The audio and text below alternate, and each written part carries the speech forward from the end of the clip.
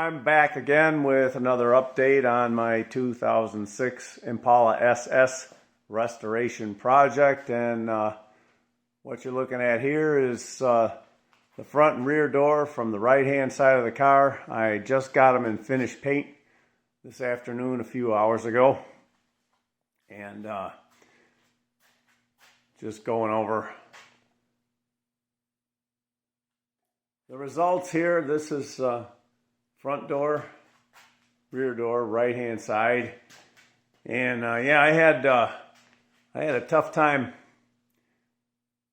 getting it to getting it to go on with some flow and not making it run. And of course, I got the usual amount of specks, a little bit of dirt in them here and there, but I'm pretty sure it'll all sand out. You don't know for sure until you actually do sand it out, but it doesn't look too horrendous. And here's a little bug right there, and that landed right on the very last coat. That's why you can see the whole bug, and that bug will definitely sand out because it's right on the very surface. So I have two coats of the base coat color and then 4 coats of the clear. Make sure I put a little extra on there to give me some room to sand it out. And I got the usual amount of, a couple of little minor runs and sags here and there that I'll have to sand out. And, I just had a real tough time, with the lighting and everything, just trying to see, how it's laying down, and trying to get it slick without going too far and everything. But as it is, it turned out pretty acceptable. And the thing about the insides, you don't want to do a lot of sanding and buffing on the insides. You want the insides to turn out without needing much of anything. The outside, well, that's the big flat area, and you can pretty much do whatever you want. And it's a lot more work to have to, fix a little boo-boo on the inside. You want to keep that to a minimum. And, I did, like, this is the hinge side of the rear door. And, there's like a little run there, but nobody cares because hinge goes here. Nobody looks at this side. The hinge sides you don't really care about. And, this is the end side, and that turned out fine. On this door, that turned out fine. Got good results there. And in the center here, this has been clear coated, and it's been base coated and clear coated. But the thing is, I stopped paying attention to that after about the second coat, and that's why you get like a matte finish in there, because that's basically just dry spray. And what you do is you just make sure this margin right here, okay, because everything inside of here, that's the interior door panel, covers that, so you don't care about any of that in there. There's no need to worry about the looks of that. So it's just from this margin right here outward has got to look good, so you just worry about that. But if you don't, you got to lay a wet coat on there with every coat, or otherwise you get this. And so anyways, and you got to the inside of this door frame, or the window frame, that shows the outside of it is covered with trim, and this is covered with trim up to this margin, and there's something that goes right along here. I don't remember exactly, but this is all that all shows, and it's all pretty good. And then the hinge side of the front door looks fine. And the opening side of the front door also looks fine. Not going to have any problems there. And yeah, you look at along in here where my repair is, this door here got the whole bottom of the door, the whole bottom edge, that's all been welded. The very bottom of the inner door had to have a piece welded in, and then there was also the skin had to be patched, and the hem that folds over, and then the whole thing's been coated very heavily with coatings. I talked about that, and then the whole thing got a strip of urethane caulk, and then so that's what it looks like after you paint it all over, and it looks fine for the bottom of a door. And by comparison, this is the one door that didn't. I don't know if that shows up on camera very well, but no welded repairs on this door. 3 out of 4 doors needed welded repairs. This was the one door that didn't get a welded repair, but it did. I did seal it up with a quick wipe of caulk. It just didn't need anywhere near as much because there's just one little edge you have to do. And so that's the comparison. That's basically the baseline reference for.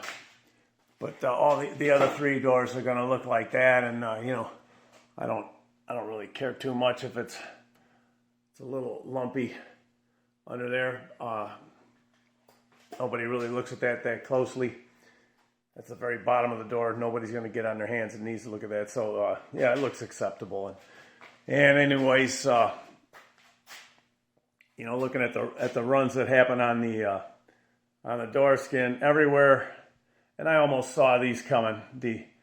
I'm not sure how well that's picking up on camera, but there's molding that goes over these holes, so these are like most of the way covered. But I'll have to sand those out. They'll probably show. And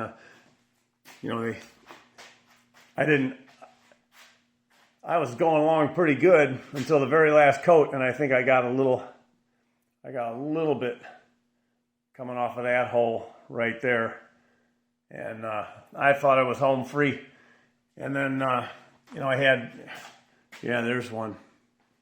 Can you see that? Yeah, right there. I'll have to sand that out. But anyways, I had to hung them up on my lift arms, and I hung them up a little bit over my head, and so I got to use a step ladder to get, so they're upside down, and the reason why is because the top of the door, I got to get down on my knees to get it. So I want it to be, at least partway accessible. So you gotta compromise. And one thing I got right on this door was I didn't put any runs on the. This is tricky. You build up some wet material inside of this recess, and then it'll want to drain out, and you got to watch for that. And I had it happen to me over here, and I thought I was getting it okay. I was watching for that, but there's just a little bit right there. I'll sand that out. That's piddly. Nothing's going to come of that. And I had to rig them up in the arms. I stuck some lumber in there because the way they didn't want to hang straight, they wanted to hang like this. So I wedged some lumber in there, both of them. You just wedge a little lumber in there, and it tilts them outward for you and holds them steady and holds them, pretty much plumb upright for you. And there's going to be, there's a couple of little places, like I had a little.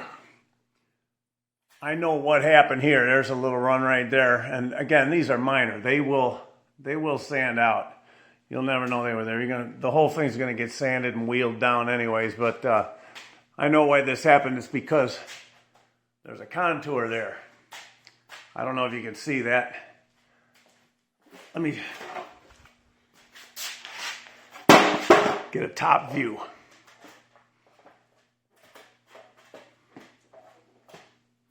So there's a contour where this edge flares outward. The whole thing, this is not straight. It's probably not showing up on camera. But anyway, it's straight to about here, and then it flares outward, okay? And that's the reason why, is because as I was shooting, okay, here I am coming across with the gun. I'm coming across straight. And then that's why I laid it on heavy, because the panel is flaring toward me. What I should have been doing was coming along the straight edge, and then when you get to the contour, swing, okay? Instead of coming straight across, I should have been coming to about here and then swing. I'll remember that. I'll remember that on the other door. I didn't realize that until it was happening. And then from there, well, you just got to, carry on. But, yeah, I'll remember that when I paint the next pair. So this is the first pair.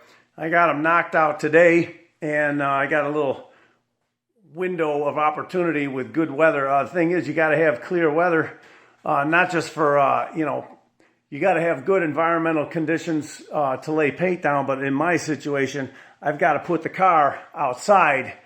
And so when the car's outside, I got to have assurance that it's not going to rain. The car can't be left out in the rain at this time. So I got a nice window of opportunity. The weather's supposed to be nice tomorrow too. And so these, they're dry enough to touch now. And I'm hoping they'll be dry enough to handle carefully.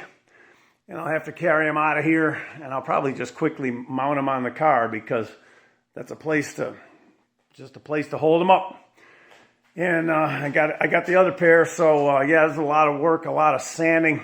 I had both pairs of doors got 2 applications of primer surfacer. I had to block the first application down and then another application and block it out again, and so they're all 4 of them ready for paint. Got the first 2 painted today, and gonna try to get the second 2 painted tomorrow.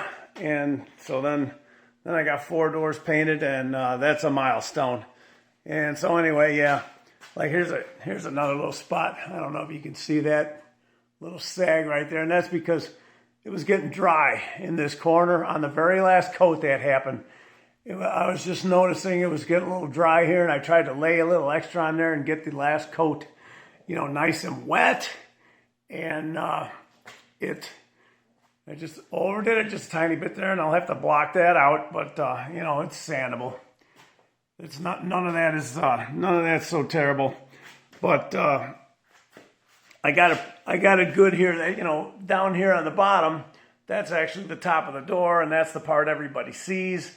And I didn't make any mistakes there, and the other one too, except for right under that door handle recess, it's right above it once you flip it over. But yeah, I didn't make any.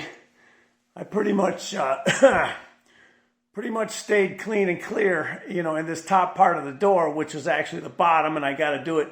I had to shoot it kneeling down, and so I actually came out pretty good. I was worried about it because that's the stuff on the bottom. People don't look at that. But yeah. So, anyways, yeah, that's what I got, and it's coming along. So 2 doors painted today.